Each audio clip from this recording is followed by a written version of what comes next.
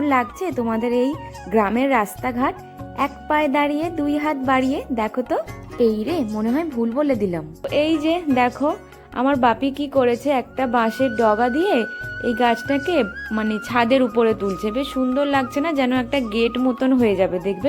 তোমরা অনেকে কমেন্ট করো যে দিদিভাই তোমার বাপের বাড়ির ওখানে ভিডিও দেখতে খুব ভালো লাগে।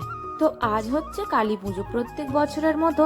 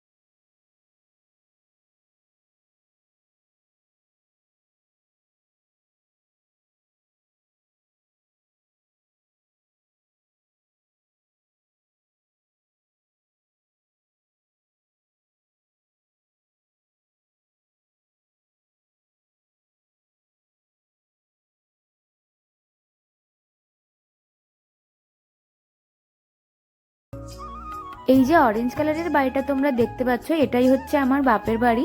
এটা হচ্ছে আমাদের পুরনো বাড়ি। তো দেখো তো কেমন লাগছে আমার বাপের বাড়িটা দেখতে, খুব সুন্দর লাগছে না?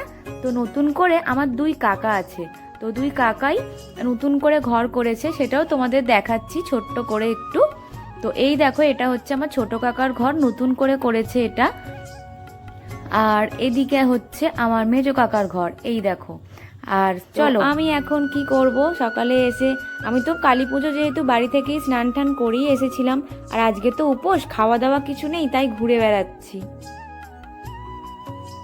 বেশ ভালো লাগছে, এতটা তো রোদ পাই না বাড়িতে, এখানে বেশ আলোতে ভালো লাগছে।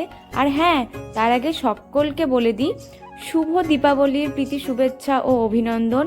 সবাই খুব ভালোভাবে কাটিও, যদিও কেটে গেছে, তারপরে আমি পোস্ট করছি, তাও বললাম।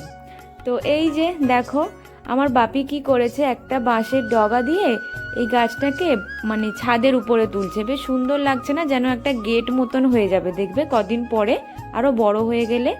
তো এই দিকে ছিল একটা কাঠের উনুন, এখন সেটা আর নেই, কারণ যেহেতু আমি আমার বাবার একা মেয়ে, তার জন্য এখানে বাপি শুধু ভিত দিয়ে রেখে দিয়েছিল, ঘর আরে কিছু করেনি। তো এখন নতুন করে কিছু একটা করবার চেষ্টা আছে, তো তার জন্য তোমাদেরকে একটু ভালো করে দেখাচ্ছি। আর এটা হচ্ছে সোজা রাস্তা, এখান দিয়ে আমরা ঢুকলাম, এটা টোটালি আমাদের বাড়িতে আসার রাস্তা। তো তারপরে এই সাইডে সবই ফুল গাছ আছে, আমার মা বাপি দুজনেই চারিদিকে খুব ফুল গাছ এটা ওটা জিনিস লাগায়। তোমাদেরকে দেখাচ্ছি, কারণ এর পরে যখন ভিডিও করব তখন কিছু চেঞ্জ তোমরা দেখতে পাবে। তো দেখো এখানে একটা বেগুন গাছ আছে, আর এই যে আমি। তো আজকের ভিডিওটা বেশি বড় করব না, তোমরা আরও কালী পুজোর ভিডিওটা নেক্সট ব্লগে দেখতে পাবে। টাটা।